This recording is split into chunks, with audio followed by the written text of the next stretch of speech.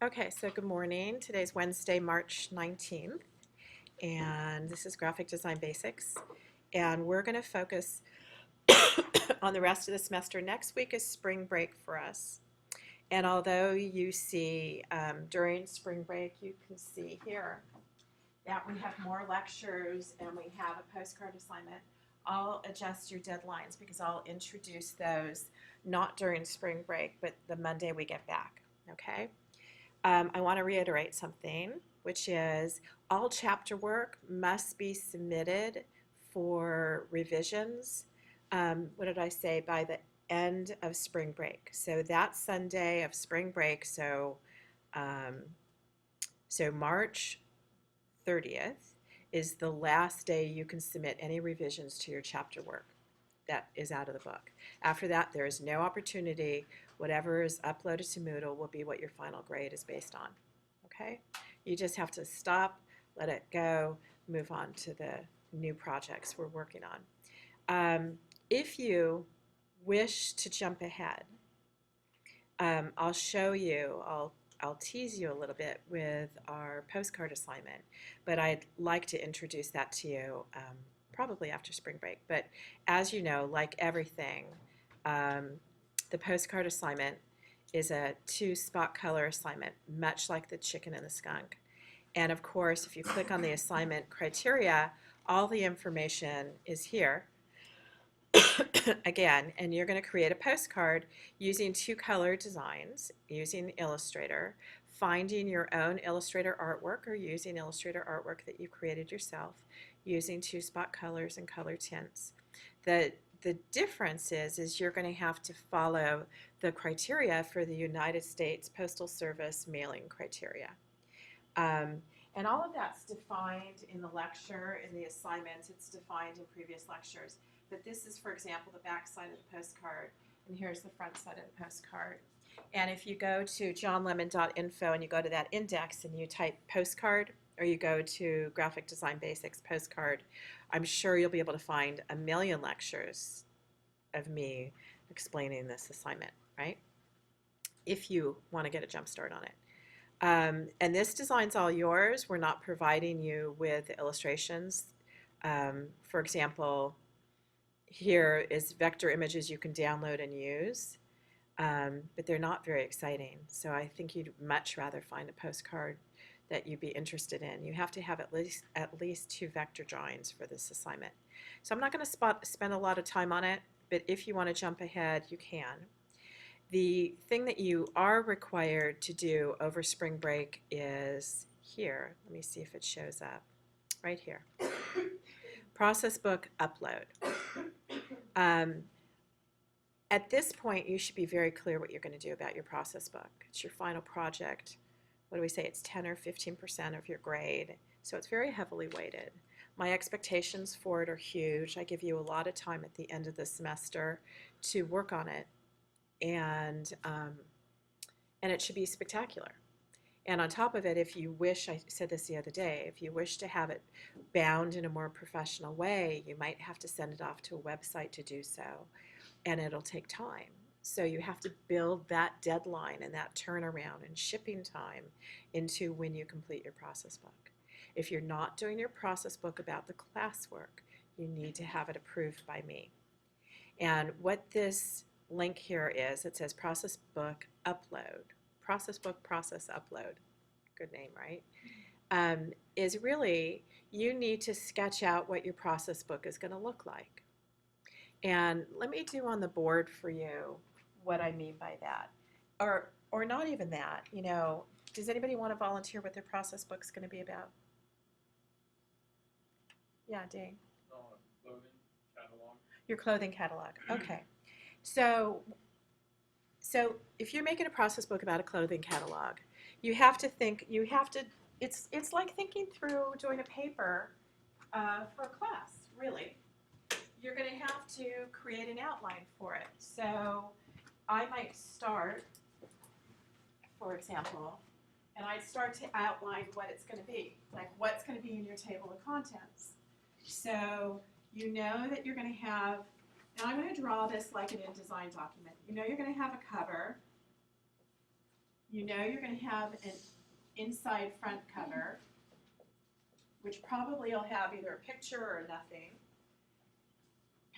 Then you know you'll probably have maybe an intro page with your title. Oh, I'm sorry, that's my phone. With your title and maybe a photo. Then you're going to have the next page. You never start important stuff on a left-hand page. Just like your book, your chapter book. Your chapter book always starts with a chapter on the right-hand page. Think about it when you look at books. So here might be some cool photo of a t-shirt. And remember what that meant? That meant for position only on those art boards. Do you guys remember that from long ago at the beginning of class? When you draw a rectangle now, you might see an X through it, which means a graphic goes there. So, and you of course will have built-in a bleed, so your graphic's going to bleed off the page. And now here you might have a table of contents where you're going to list all the different product lines and what page they're on, right?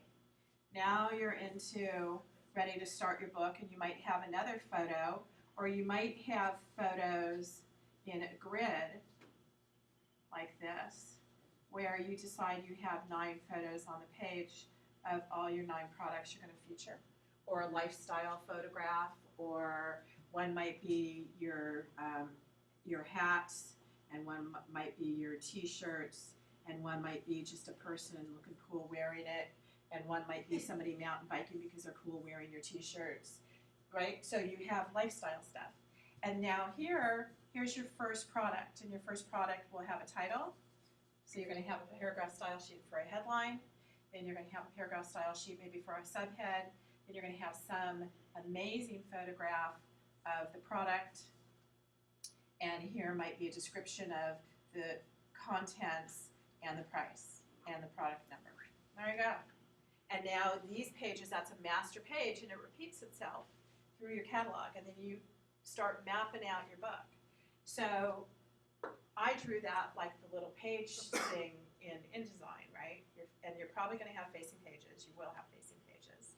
So you have to think it through. The other thing I would do, absolutely, that I do all the time,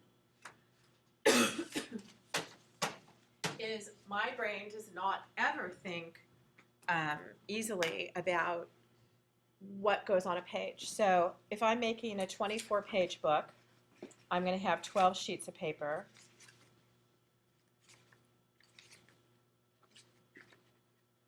Okay, this is my 12-page book. So if I'm having a 24-page book, I'm going to have 12 sheets of paper. This is going to be a 12-page book, which is too small for you guys. And I'm going to take it, and I'm going to fold it in half because they're facing pages. And I'm going to decide if my book is tall or if it's wide, right? If my book is, let me go to the back of the room here. Your book could be any size. It doesn't have to necessarily be 8.5 by 11 size. It could be whatever size you want it to be.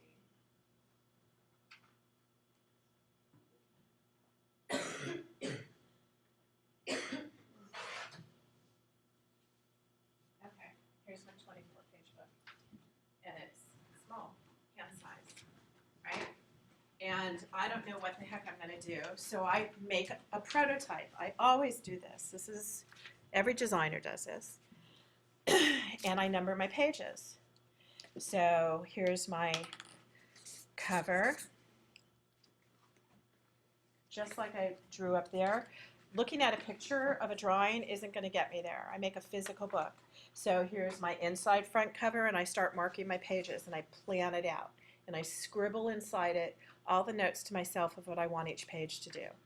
When you make a book that's facing pages, and let's say got stapled on the spine, which is called saddle stitching, okay? It has to be, the number of pages has to be divisible by 4, because that's 4 pages. 1, 2, 3, 4. It's just one piece of paper, but it becomes 4 pages when you fold it, right? Now it's 8, right? Now it's 16. Now it's 32. So you have to think about how your book is built, and you have to make a prototype for it.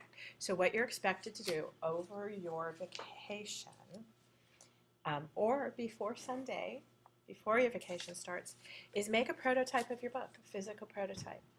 Like this. It doesn't have to be this size. Your book might be this big, but you make it for you and you plan it out. You think, what am I going to do? And Dane, for example, because he's making a clothing catalog, might be on a hunt through everybody's junk mail in the planet for clothing catalogs to see what appeals to you. What style looks good? You know, you're new designers. Sometimes thinking of things that are totally new is hard for a new designer. I would personally go to, you know, let's say I would go to any book. Let's not take clothing catalog. Let's just say book. I would go to any book. I would go to a bookstore if you can locate one, and or all your friends' bookshelves, or I would go to the bookstore even here, and I would flip through books and see, look at them, look at the way they do the type, look at the headlines, look at the subheads, try and figure out what is it appeals to you about it. Maybe what you love about a book is that every page has a huge photo on it, and every 4 pages has photos that cross over, meaning it's a 2-page photo, goes all the way across the spread. Just beautiful photo. Let's say your book is about travel, like I did that demo the other day of the map, right, with a little photograph thumbtack. Look through books and see what style you like. You know, if your style is very architectural and very clean and very white and, you know, very understated and very sans serif type, then emulate it. It's okay. If you love the way your textbook's designed and you want to make the book about the class and you want it to feel like your textbook, emulate the textbook. I don't care. What I look for your process book is professional design work. I'm going to help you set up how to number your pages automatically. You do know about style sheets already. We've talked about it. I will show you master pages. So all of you should be coming back to class with a physical prototype. And for this upload here, you can start laying out pages digitally if you want, but I want brainstorming. I want a piece of paper that you have brainstormed your ideas. Like if you have a book, whatever you've scribbled down there for your book, take a photograph of it with your iPhone, upload your photograph. Here's my brainstorming, Vicki. Let me understand that you have your project underway. If you have an outline, add your outline. If you want to type up your outline, type up your outline. You need to think it through. The other part is what's really important for most students is where are you getting your content from? So if you're creating a clothing catalog, do you have a whole library of high resolution photographs?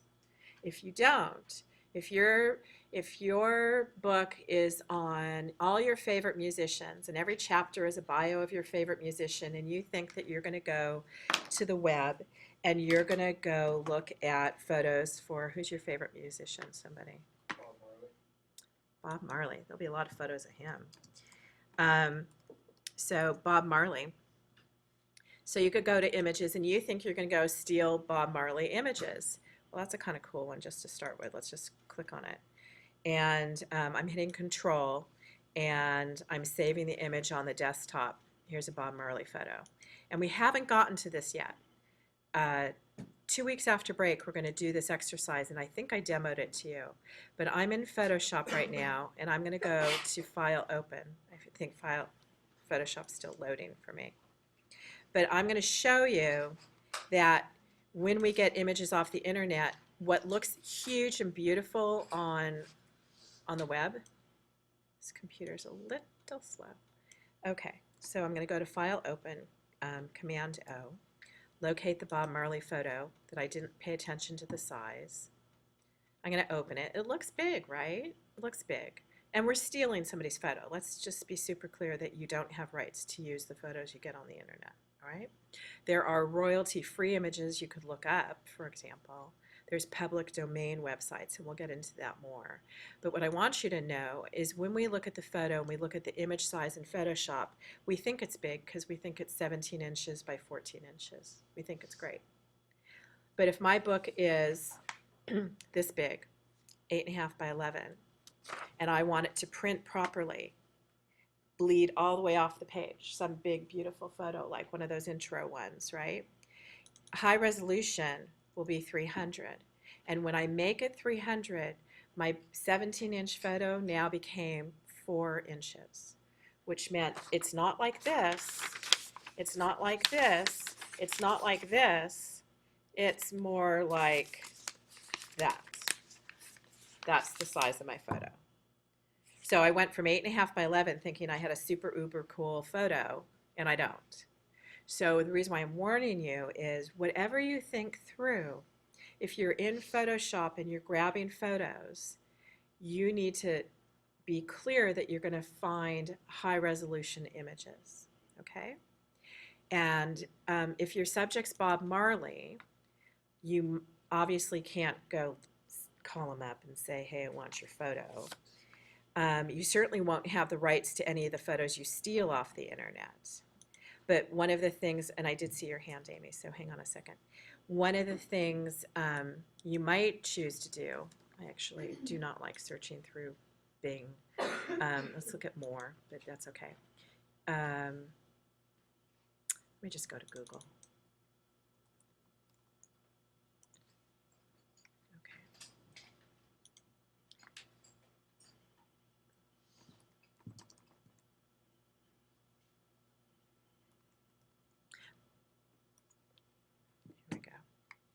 So if you go to images in Google, you can use search tools and you can search by size and you can pick larger than 4 megabytes. So if I click on that now I'm going to look at an image that's really large. So now my image is listed in pixels, 4,900 pixels. But let's steal this one, okay?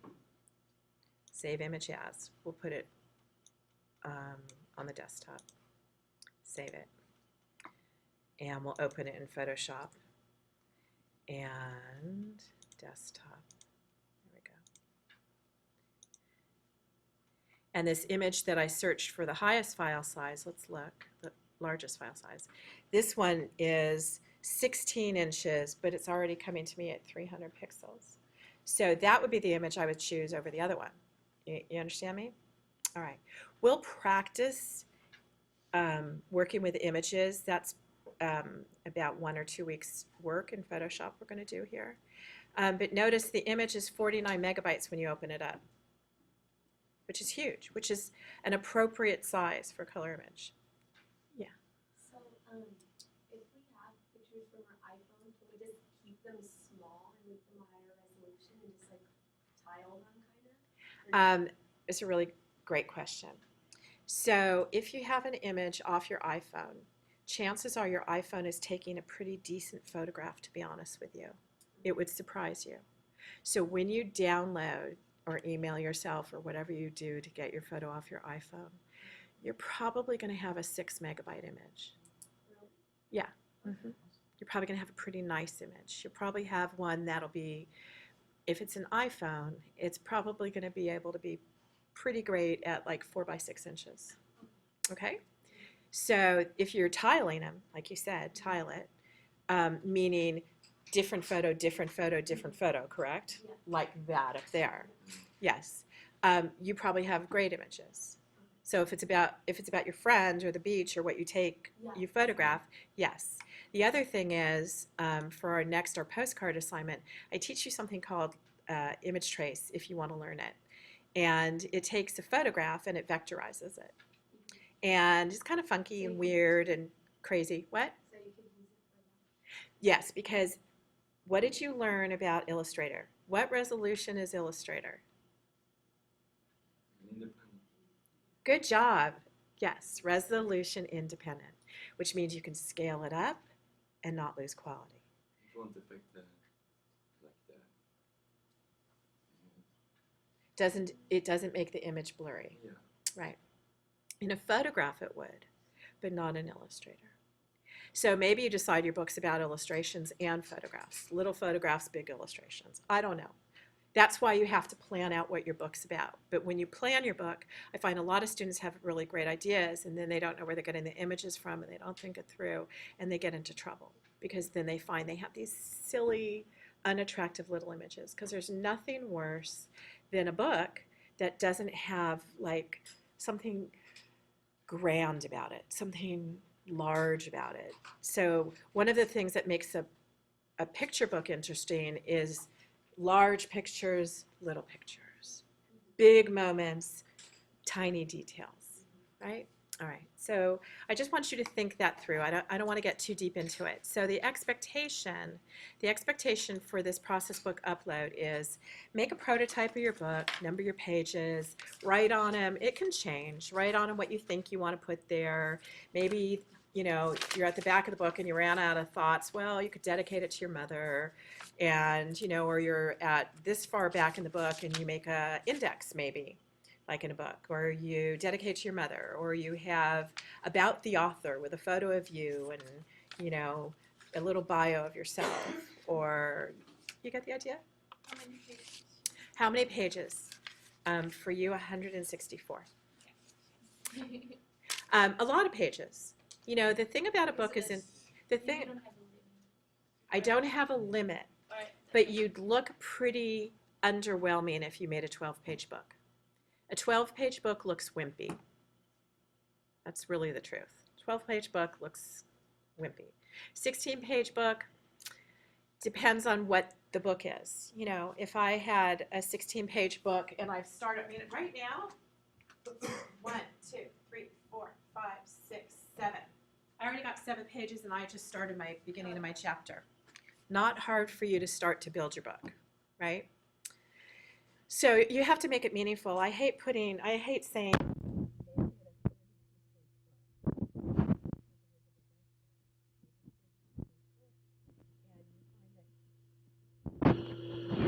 You can't fit all your content in there. You don't have enough content. You got to make it a meaningful book, all right? But it's big. It's a substantial book, which is why it's the midterm and you should be starting on it. More questions about the book? You teach us about how to look at them for, what did you say? Like 4-page. Will I teach you how to set up the book as 4 facing pages? Yes. I'll teach you that. I'll teach you master pages. I'll show you how I think it through. You know, I could do it now if you want to, but I think it's a little ahead of the game. I think you should just brainstorm your book. If you come to class after spring break with your brainstormed prototype, then I can take your own book and I can magically show you how to set it up so everybody can have a demo of it. So the further along you are, the more you bring to class. Gianna, you bring your book to class and I could put yours up here and we could set it up for you, right? Okay. So any more questions about your process book? All right. All right. Then the next thing I was going to do, so that is the work you need to do over spring break. But it's fun work. Maybe what you do on spring break is part of what your book is. Like, who's traveling on spring break? Okay. Is your book about travel? Yeah. So if your book's about travel, would it be about what you travel and do on spring break? What's that? If your book is about travel, would it have anything to do with your traveling that you're doing on spring break? No. Okay. Because, you know, I had one student take spring break and her family came from, I think it was Sweden, and they met up with another family and they traveled California for a week, and the entire book was about that week of travel with this other family. So there were like 10 of them traveling, and the whole book was that week. And they made not really a photo album, but a narrative of their journey. It had quotes of what people said when they saw the Grand Canyon. It had photographs of the menus from the restaurants they ate at. It had photos of them at all the landmarks. It had a map of where they went. It had, you know, their bumper with all the stickers on it. You know what I mean? It was fun. And then they made multiple copies of the book and gave it to everybody who traveled. That'd be fun. So the book can be what you want. That's why I want the book to be something that touches your heart. Okay? And if the class touches your heart, that's good too. That's fine. The advantage of working with the class stuff is you already have all these completed, finished graphics of your assignments and something to talk about. So that's how come you get to decide what you want to do. All right? If Yes. you're like doing the like our assignments, basically just be like making a book on like how we made it and whatnot. Well, you know, yeah, it could be. It could be, for example, you could follow the chapters and say, um, you know, you could guide it by chapters. You know, studying in design. Here's how I learned the tools. And you give me a photograph of a screenshot of the tools. Yeah. And then you highlight them and say, this one, see that pen tool there? That one is my nemesis, right? Or you take, you post the first image of the snowman and the tic-tac-toe from the first chapter, and you say, no, I wanted to do this, and I thought it was going to be this, and it's your narrative. Or you steal text from the book. Or you steal text from the student handout of what the objectives were for the chapter. Because Make it like a layout kind of. because if you copy the text, let's say, out of the student handout, in other words, the objectives, terms, so forth, that gives you content. It's really hard coming up with content.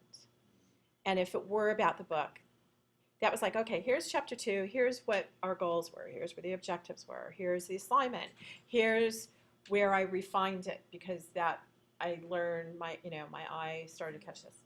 You do it whoever, right? Your book should have kind of a theme to it. So let's say it was about the classwork. Maybe your theme is that you have stripes like notebook paper as your background to your book with a big old pencil on every page or a big red marker saying, you know, A+, right? You know what I mean? So you make a theme to it so it has something that carries our interest instead of just picture.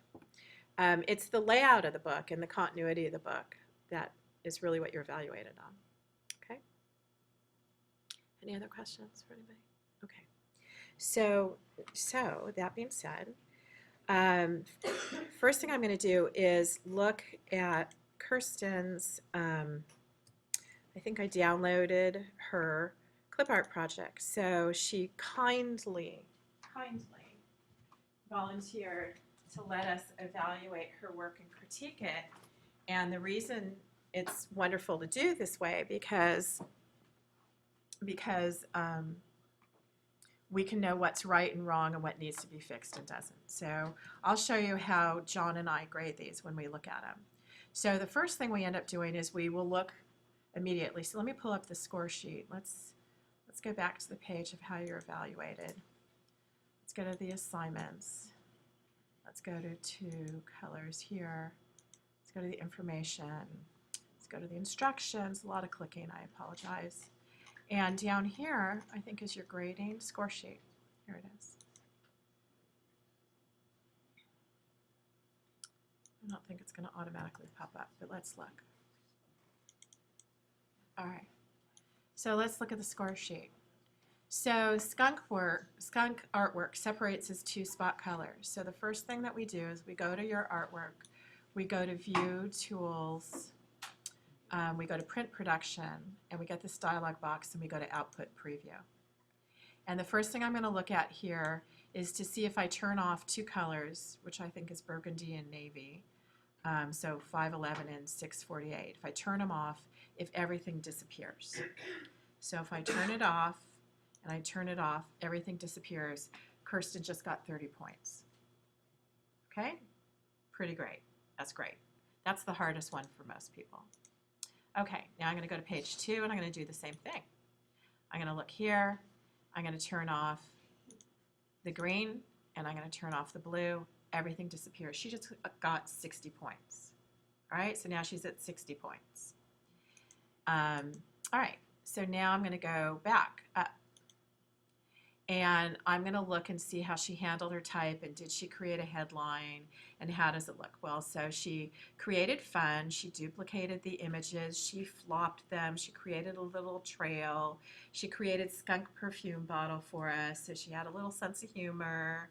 She So as she scaled the skunk image at the top, so I can see it's much smaller, so I know she took an Illustrator file and either placed it and scaled it in InDesign or scaled it in Illustrator. Either way, she knew how to do it.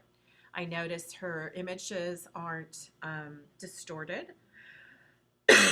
I see she made a background here using a tint of one of the colors. Did you do mixed ink swatches or no? It was a tint of The red? 511. Yeah, okay. And I look at her type and I see that none of her type is wrapped funny. It's all very readable. And I look at her headline and I look for things that would be misspelled. So that's another thing I'll look for. And then I will also make sure that she put her name on it. She put her spot colors on it. She put Adobe Illustrator as a file format she saved her artwork in, which I assume is correct.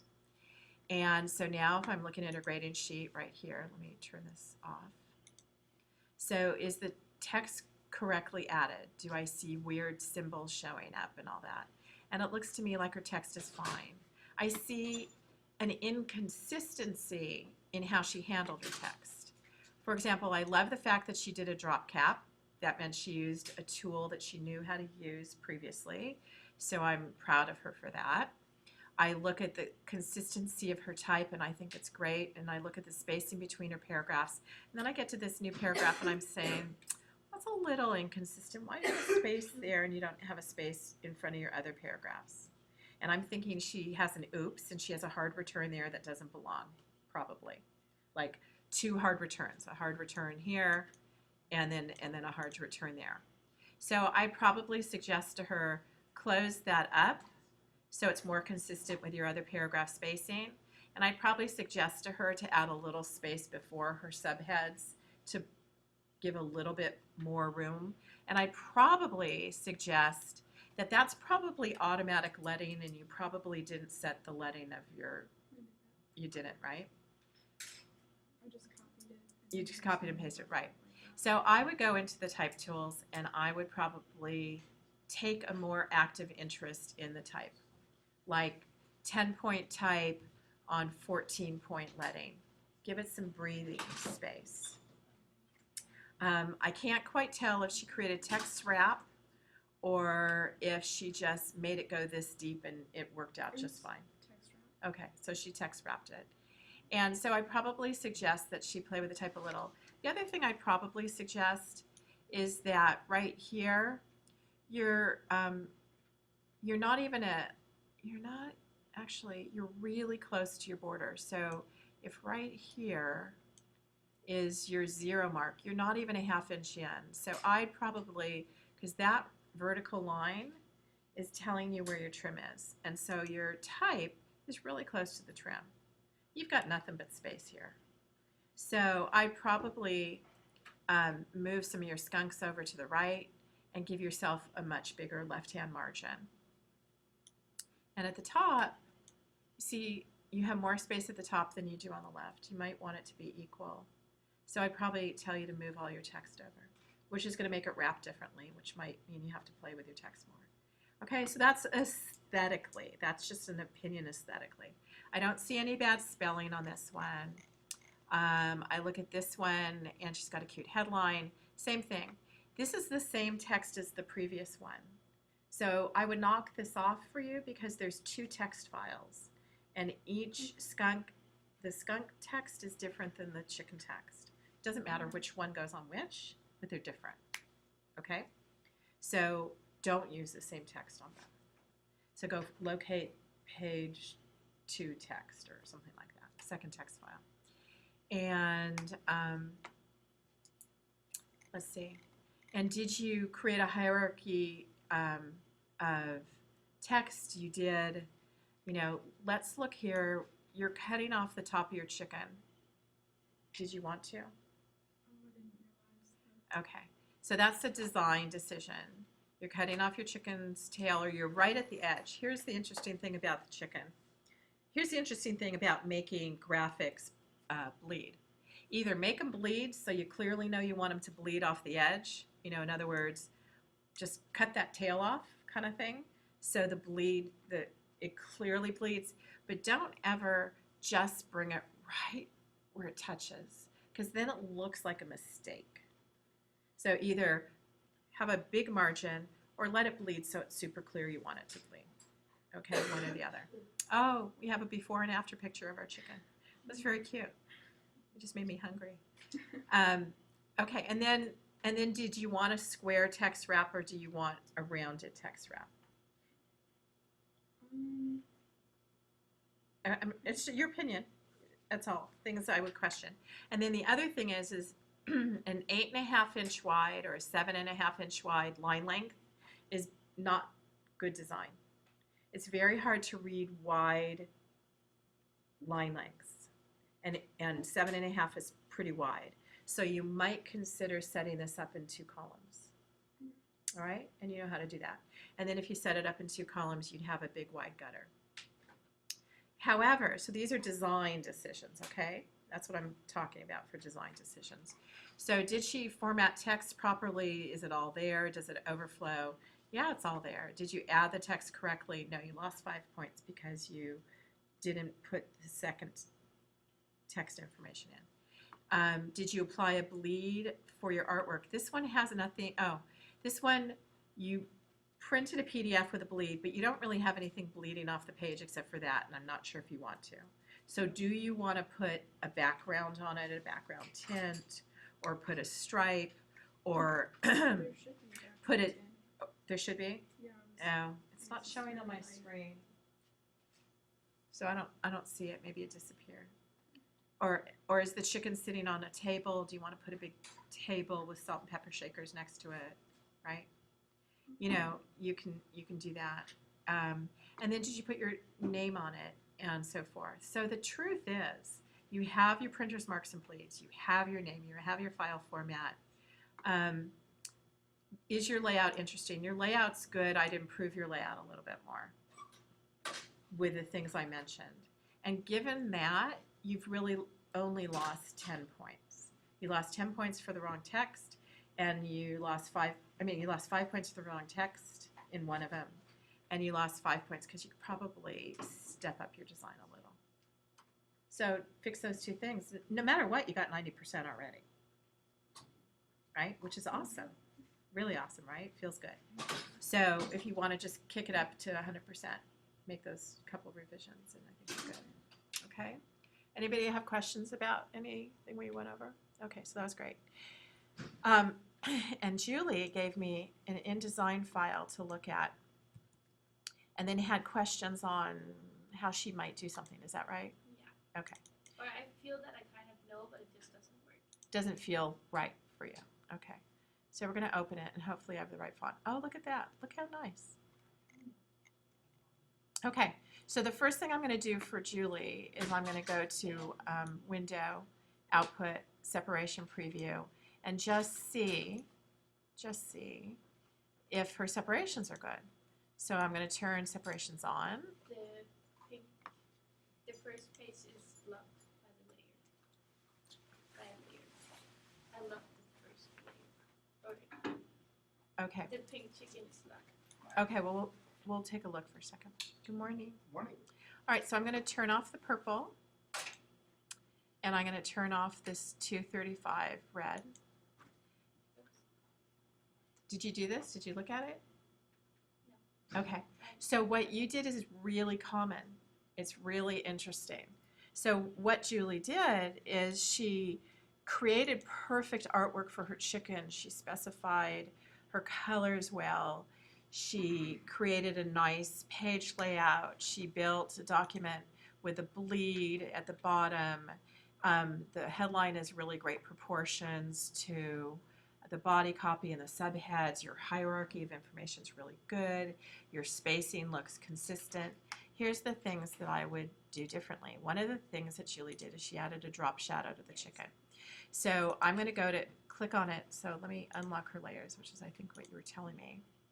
And I'm going to go to the chicken right here on this layer. Here, let's select the chicken. And hold my shift key down and deselect the text. And here's a chicken. And I assume she went to window effects to add the drop shadow in InDesign. Is that true? Yeah. Yeah, okay. So if I go to drop shadow in InDesign, here's where you fall into trouble. Everybody falls into trouble with this. When you add an effect, this color is black for the drop shadow.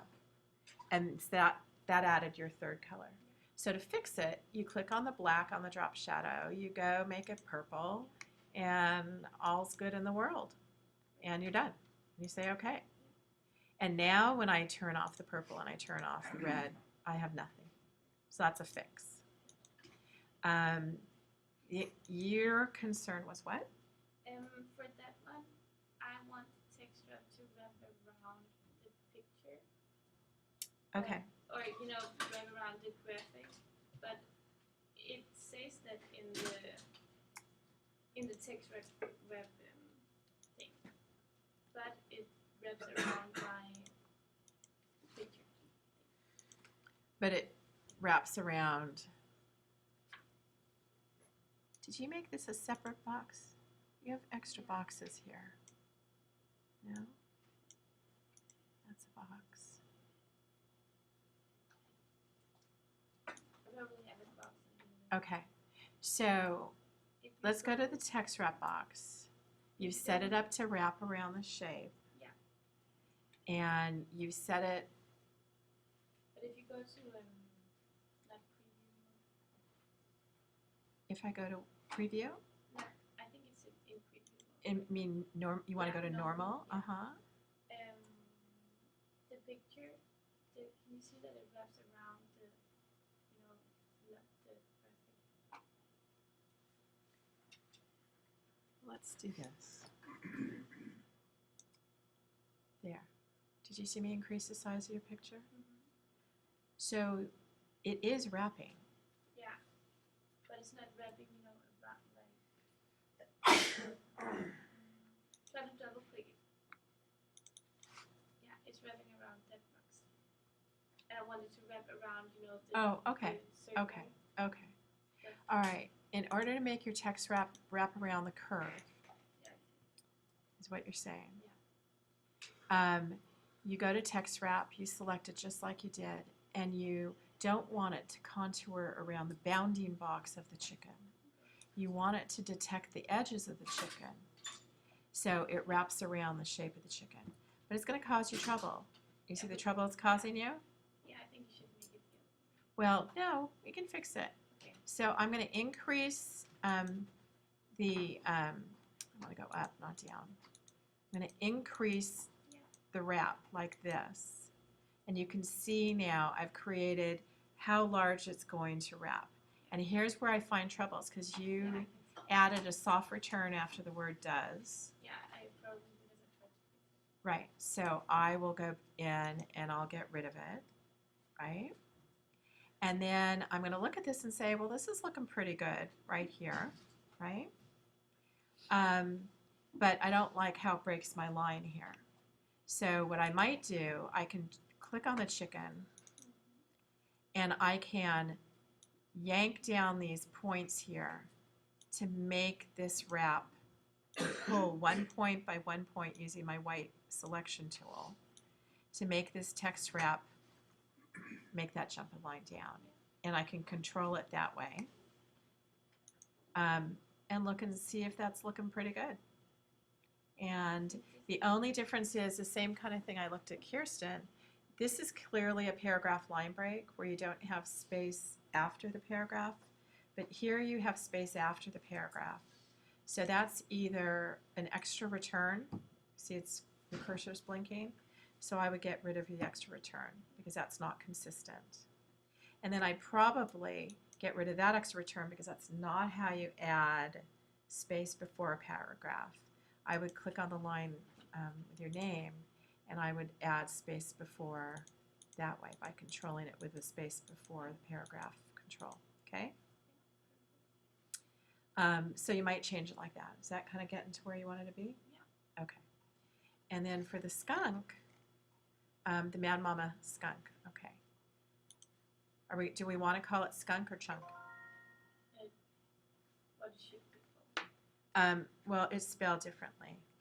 I probably just Okay, so skunk, S-K-U-N.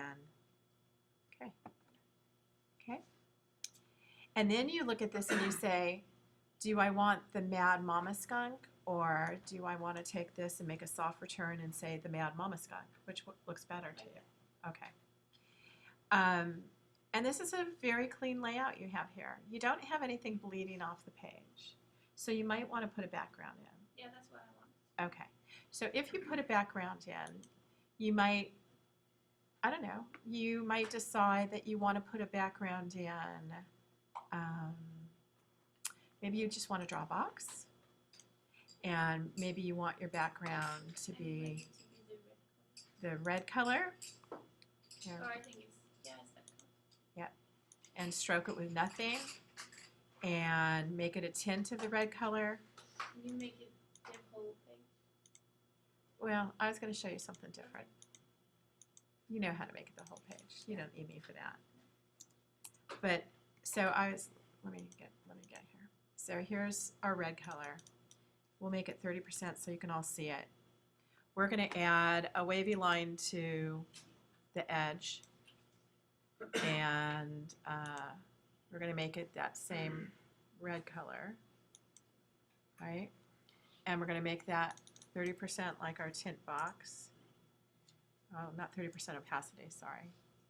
We're Where's gonna- the wavy Well, you can't see it yet No. because it's so tiny. So we're making it 30%. And we're going to beef up our wavy line so you can see it. Now we're beefing it up, one? Oh, yeah. right? And now I can go to Object Arrange and Send to Back. And now we look and see. It didn't do what I wanted it to do. No, Oh, that was maybe, what I had trouble with. maybe, let's try this. What I wanted to do is to stroke it. Let's see what happens if I stroke it on the inside. I bet it doesn't show.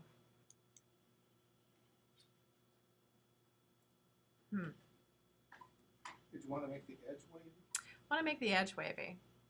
And here's what happens when you put it on the, stroke it to center, and here's what happens when you put it on the outside. I wanted to fill those empty spots Yeah. and make it wavy. And I'd probably have to do that in Illustrator. Is probably what I'd have to do. Because I wanted it to be like a squiggly thing, like when you use those funny little scissors. Yeah. Yeah, right? But anyway, that's how you add a background. And your background doesn't have to be the whole thing. Your background can be part of it. Yeah, but I would like the text to be over the background. I did. It is. Oh, Object Arrange. I thought I Yeah, did. and I've done that 100 times, but it feels like it. It didn't work. don't Well, you work. probably have 2 layers. So let me cut this out. Let me put this on the back layer. Paste in place. I Object. think maybe that's the first. And let me go to Object Arrange and Send to Back. I think my layer. Oh, I know what it is. Yeah. This has a text wrap to it. Is that what you're going to say, John? No, I was going to say you could take your squiggly line, expand it, and then Fill it. merge it with the rectangle. Okay, I'll show him that trick. Good idea. Thank you. I don't know if we can expand it in I think Illustrator. my layer 2 is the. No. chicken. You have a text wrap applied to this box I created. So let me remove the text wrap, and now your type can print on top. Okay. Remember? Or your text box has to be, you don't allow it to Ignore wrap. text You go to Object Arrange and ignore text wrap, exactly. So what John was saying is I could take my box and I can expand it, which I don't think this does. No, I was going to make the line separate and then expand it to fill. I understand. And I then don't. merge it I- with the Pathfinder. I don't know that we can expand in InDesign is the problem. So what we can do is we can go to, I'm going to open, and this is the other thing I do. The other thing I do is I don't like duplicating my spot colors when I create a new file and I know I've been successful with my spot colors. So I'm going to click on the skunk. I'm going to hit the control key. I'm going to edit original, and I can edit original with Illustrator, but if you saved it as an AI file, it'll launch Illustrator for me. So I'll wait. And because I know you built this properly, because we already checked it, right? Did we check the skunk? All right, I'm assuming you did. let's look at it and see in Illustrator if you built it properly. So I can go to Separation Preview in Illustrator and turn off the brown, Overprint Preview, turn off the brown, turn off the pink. Everything disappears, so you did beautiful, okay? But what I was going to say is, what I would do is I would resave this as, let's say, background. And it's in your links folder, and I save it, and I save it again, and I select everything and I delete it. And the reason I do that is because I'm assuming you still have all these beautiful swatches for me that are accurate. So now I can look at this and I can make my document size 8.5 by 11. So I'll go to Document Setup and I'm going to make it, oh, well, here's our sizes down here. Let me just do this. Let me just go to my cropping tool. Let me just make this taller right here. Oops. I was creating a new artboard and I didn't want to do that. Okay. And go back to my arrow here. And I'm going to just draw a rectangle. And remember, because it's Illustrator, it can be really any size and it's scalable, doesn't matter. And I'll fill it with a tint. And I'll make sure I don't have a black stroke on it. And, you know, maybe for fun, there's something called a blob brush. You probably know about this. Do you know about it? I looked at it. Okay. The blob brush lets you just draw, and you can use a bracket key to make the brush size bigger, and the other bracket, smaller bracket key to make the brush size smaller. And the cool thing about the blob brush is, whatever you draw on, it will become a part of that shape. So if I just want this nice little random wavy edge, instead of making it so perfect, right there, here's my little skunk edge. Now I can save this file as background, right? Save as. I could just save it because I already saved it as background. Now I can go back to your InDesign document. I can get rid of this guy. I can go to File Place or Command D. I can locate your folder and the links and the background I just made and open it. My cursor loads and I'm on the bottom layer. I'm just going to make it long and deep like that. My text wrap was automatic. I don't know why, because probably that's the last thing you did. So I'm going to turn off text wrap, and then I'm going to go to Object, Arrange, and I'm going to go Send to Back, which it already is, and I think I'm good. And now if we look at it, it's got a funky little background, which is kind of cute. And it doesn't have to be perfect. I think my learning used to be, I thought everything had to be perfect. You know, I had to have the perfect wiggles and stuff. Sometimes when it's random, it's kind of fun, right? Anybody want to see anything demonstrated for you while we're finishing this up? Can you save it? Save what we just did, and then Yeah. can I Just saved it. zoom? But you can't do it now. You got to do your own. You can't use mine because you got to make your own. You got to do something different. You got to make your own edge. Okay, so no, nobody needs anything demonstrated. Okay, then use. So just to be clear, use, and we can. Oh, I forgot to ask you, Julie. Can we use this on YouTube as the demo? And Kirsten, can we use your artwork as the demo? Okay. See, I learned that from John. Okay, so so we don't have school for a week. Your expectation is to finish all your chapter work and make sure it's in John's and my hands and uploaded to Moodle by the end of spring break. And then it will not ever be regraded again. You need to finish this clip art assignment, and you have till Sunday this week to be on time with it. You will, over spring break, by the end of spring break, have uploaded to the process book upload wherever you're at with your process book concept, okay? And think it through pretty thoroughly. Are there any questions about what's expected of you till we come back in a week and a half? Okay, so we're good, right? All right, so have a beautiful spring break. You can use this as lab time right now.